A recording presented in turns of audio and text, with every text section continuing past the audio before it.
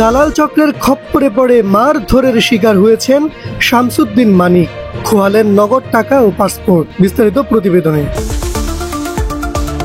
Supreme কোর্টের appeal বিভাগের সাবেক বিচারপতি AHM শামসুদ্দিন চৌধুরী মানিককে ভারতের সীমান্তের মধ্যেই মারধর করেছে দালাল চক্র।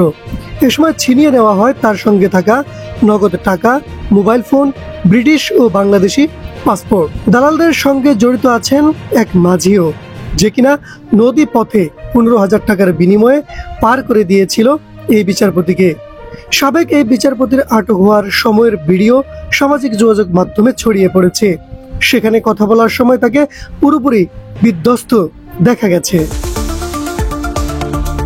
এদিকে শনিবার ভোরে সাবেক বিচারপতি মানিককে কানাইঘাট থানায় হস্তান্তর করেছে বর্ডার গার্ড বাংলাদেশ বিজিবি। পরে সকাল 11:30টার দিকে তাকে কঠোর নিরাপত্তার মধ্য দিয়ে আদালতে নিয়ে আসা হয়। কানাইঘাট থানার এক পুলিশ কর্মকর্তা সংবাদ মাধ্যমকে বলেন, সাবেক বিচারপতিকে কোনো মামলা ছাড়াই বিজিবি পুলিশের কাছে হস্তান্তর করে। পরে তাকে 54 ধারায় আটক দেখিয়ে আদালতে নিয়ে আসা হয়। এ বিষয়ে এখন আদালত সিদ্ধান্ত দিবেন।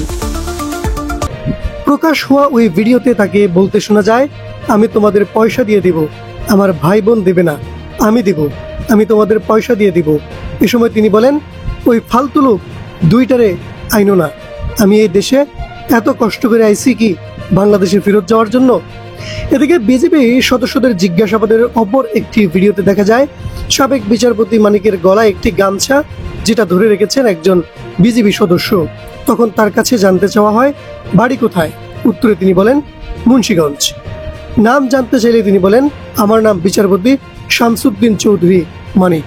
এ সময় বিজেপির এক সদস্য তাকে প্রশ্ন করেন, আপনি ইন্ডিয়া পালাইতেছেন কেন? উত্তরে শামসুদ্দিন মানিক বলেন, ভয় পালাইতেছি। কার ভয়ে? এই প্রশ্নে তিনি বলেন, প্রশাসনের ভয়ে। সঙ্গে কি কি ছিল জানতে চাইলে শামসুদ্দিন মানিক জানান, তার সঙ্গে ছিল ব্রিটিশ পাসপোর্ট, বাংলাদেশের পাসপোর্ট, টাকা আর কয়েকটি ডেবিট ও ক্রেডিট কার্ড। আরেক প্রশ্নে তিনি জানান, শুক্রবার আটক হওয়ার সময় তার সঙ্গে ছিল 40,000 টাকা। বিজিবি সদস্য তখন প্রশ্ন করেন, কালকে যে দুজন টাকা নিচ্ছে ওদের কাছে কত টাকা ছিল? জবাবে মানিক বলেন, ওরা নিচে 60 থেকে 70,000 টাকার মতো। বিজিবির ওই সদস্য জানতে চান, ওনাদের ফোন নাম্বার আপনার কাছে আছে? উত্তরে তিনি বলেন, না, কিচ্ছু নাই, আমার ফোন নাম্বার, টোন নাম্বার সব নিয়ে গেছে। কত টাকা চুক্তিতে এসেছেন এমন প্রশ্নের জবাবে মানিক বলেন, আমি 15,000 টাকা ওদের দিয়েছিলাম, বলেছিলাম ওইটা আমি দিছি, কিন্তু পরে এই দুই ছেলে আমারে মাইরা ধইরা সব টাকা নিয়ে গেছে, আমাকে তারা ইন্ডিয়ার ভেতরে মারধর করে সব নিয়ে গেছে। এদিকে বাংলাদেশের ইতিহাসে অন্যতম আলোচিত সমালোচিত বিচারপতি হচ্ছেন AHM শামসুদ্দিন চৌধুরী মানিক। সুপ্রিম কোর্টের আপিল বিভাগের বিচারপতি থাকাকালে তার নানা কর্মকাণ্ড আলোচনার জন্ম দিয়েছে। এমনকি 2015 সালে অবসরে যাওয়ার পরও আলোচিত ছিলেন বিচারপতি মানিক। জামাত ইসলামের নায়েবে আমির দেলোয়ার হোসেন সাঈদীর আপিলের রায়ের বেঞ্চেও তিনি ছিলেন অনন্য।